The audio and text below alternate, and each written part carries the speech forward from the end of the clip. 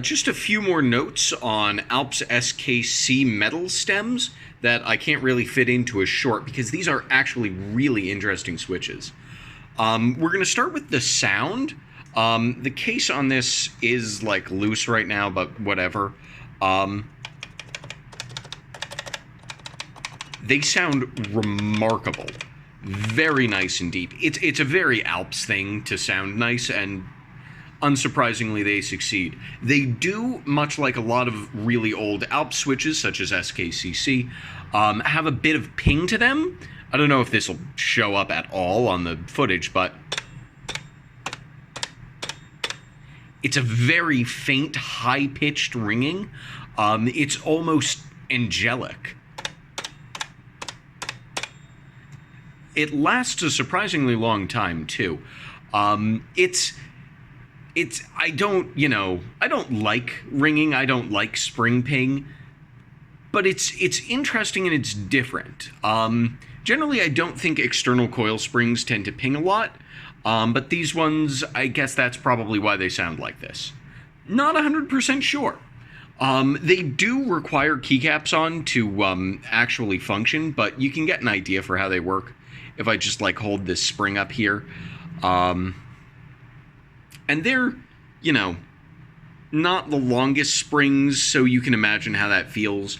They're not extremely stiff. Well, they're pretty stiff springs. I mean, that's like 3 fucking active coils. That's 2 active coils. It's nothing. It's pretty stiff. These are calculator switches, and you can feel it. They're rather heavy. They're not unpleasant in the context of a calculator, but they're decently stiff, and they've got a shocking amount of tactility to them too. These things basically feel like scaled up cherry browns almost. They're more tactile than that. They are way more tactile than I expected. Like I looked at these, I looked at that little like pusher pin thing, and I was like, okay, that's neat. That's, I guess a smidge of tactility along with some hysteresis.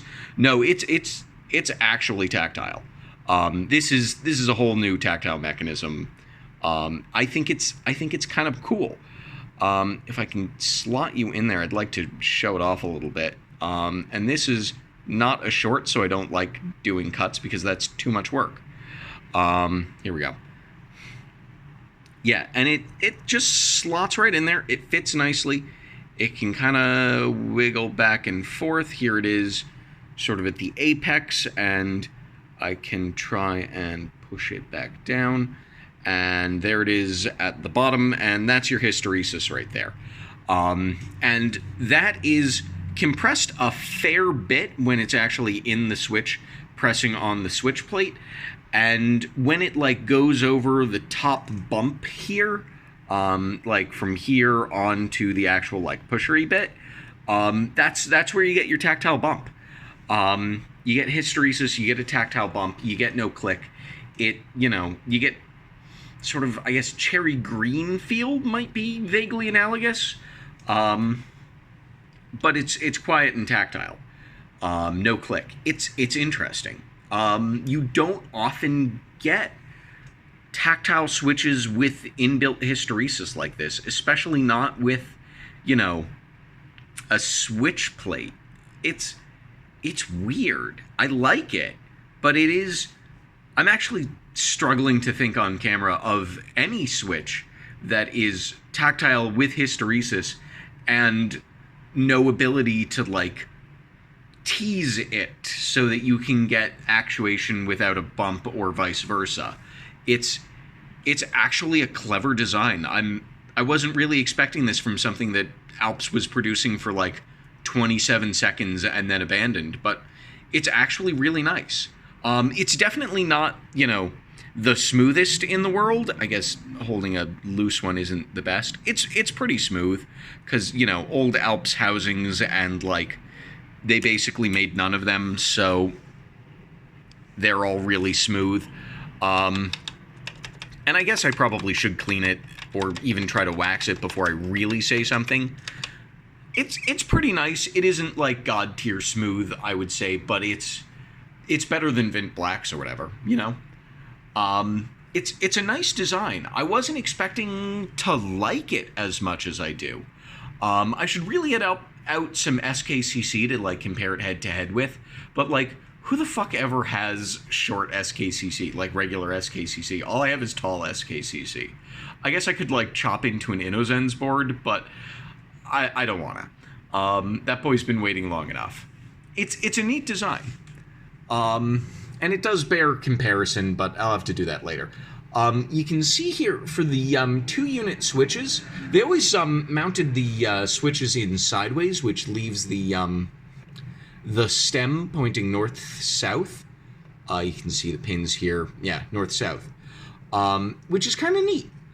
I guess not really neat. It's like standard for typewriters. Normally when you have a bar mount, it goes north-south. But it was worth mentioning on video because this is the long one, and I'm probably not going to do much more recording on Alps SKC metal stems unless somebody like really asks. They use a rod mount here for stabilizing, which honestly for this era is way more stabilizing than I'd expect. It isn't really great stabilizing, but it is adequate. Probably better than nothing. I haven't actually tried it without the stabilizer because they don't want to come out. You can see there's like a little damper pad there, but I don't think that makes a difference because like, I don't know. I don't think it's really bottoming out on the damper pad. And that's just sort of like loose and floating there. Let me like show you. I can like boop, boop, boop, spin it around and whatever, and I can like lift up a corner if I can do that with my right hand. Come on, Max. Ooh, close enough to being ambidextrous. Not at all ambidextrous. That's just kind of how that works, and I felt like I should show it off.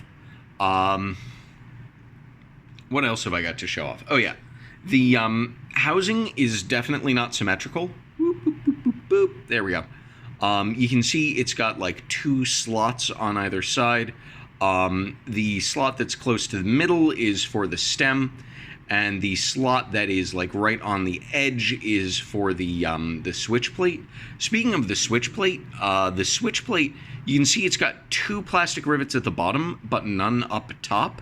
Normally Alps switch plates have 2 rivets up top too, and that leads to it sort of splaying up top if you hold it wrong. And then you can like pinch it together and you can push it apart, and it's kind of weird. It makes me worry that I'm gonna like jam it and damage it, which would be a real shame because this thing is ancient. And with the bottom housing, there's also some interesting features. You can see that it's reversible, which kind of cool. Wasn't expecting that. It's not like you can make this thing double action. And what's also neat, you can see it's got like pine slits, but on the bottom. And they have, you can see just a little bit there, just a teeny weeny little bump up on the corner of these slits up top. It's difficult to show off on camera if you're just using your fucking cell phone. Bear with me. But you can see that. And the stem seems to bottom out on those, which, much like with Pine SKCM, SKBM, that produces the nice, that helps with the nice deep damped sound because it's basically got an inbuilt plastic damper. I think that's wonderful. I think that's a really, really clever design. It damps the bottom out instead of the topping out, which is unusual for Alps. Normally, they use slits to dampen the topping out. You can see the little Alps logo.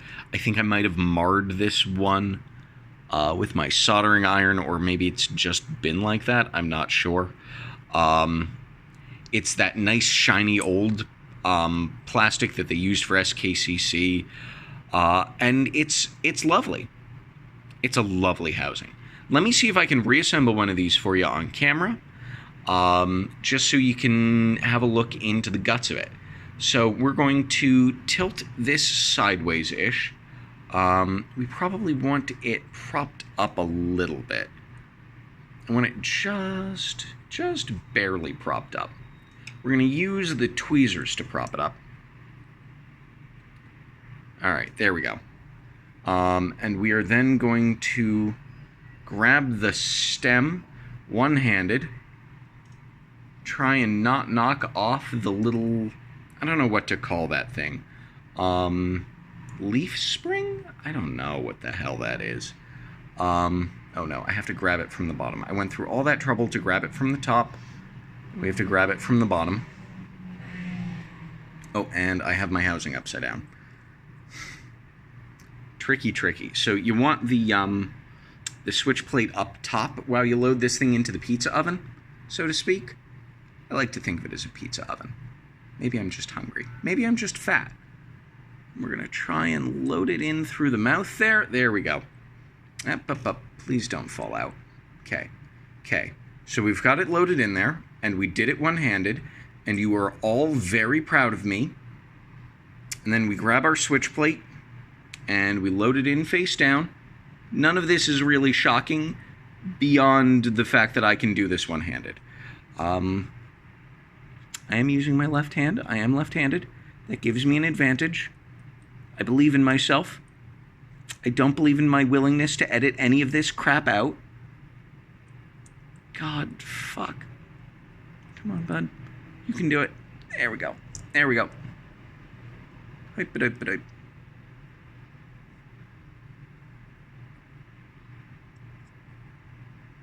Why is it not? Did I fuck something up?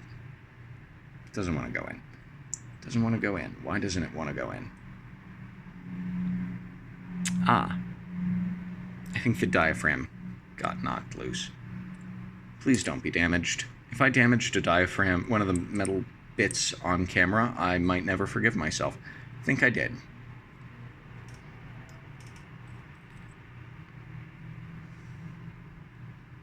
Yep, nope, damaged that on camera. Okay, I'm gonna go kill myself. It's... whatever. You can imagine how it works.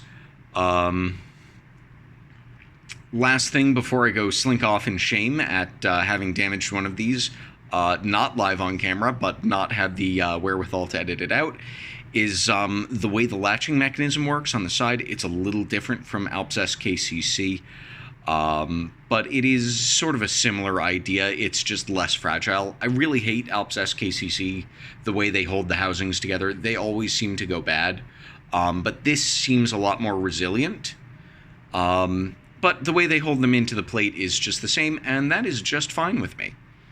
Overall, really cool fucking switch. Oh, one last piece of advice. The keycaps that mount on this, they are on, like, fucking glue. You really need to muscle them to get a keycap off. And I have lost a spring. I'm sure it'll turn up sooner rather than later. I'm generally good at finding springs, but for those of you out there in TV land, be careful. I hope you've enjoyed this shitty little video. Take care.